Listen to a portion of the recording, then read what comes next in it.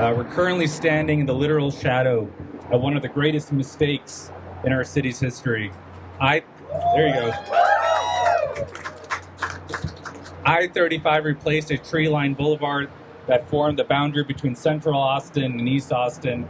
The new highway reinforced the racist barrier created by our segregationist 1928 city plan.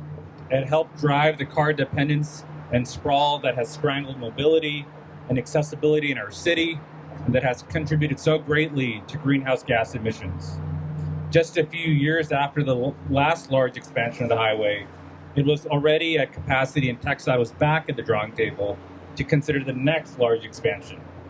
And decades later, we are now at the verge of that expansion.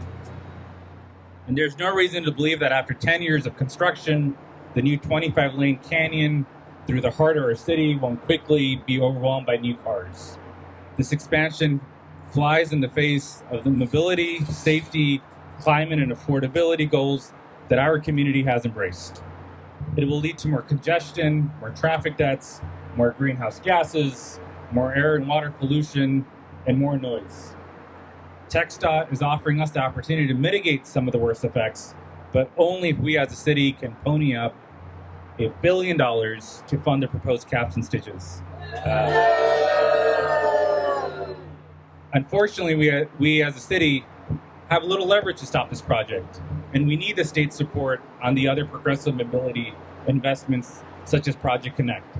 But that shouldn't stop us from pushing TxDOT to do better. We all recognize the mistake of a previous generation, and that's why we must not sit idly by while the state makes an even bigger mistake to pass on to future generations.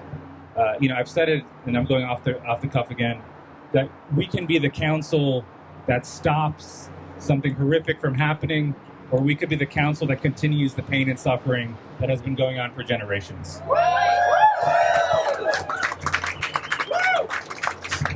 So I want to thank everyone for your advocacy, for your energy, for working so hard in this uphill battle to make Austin a more accessible, equitable, mobile, and safer city. And I'm very honored to be here today with all of y'all and to be in this fight with you guys. So thank you.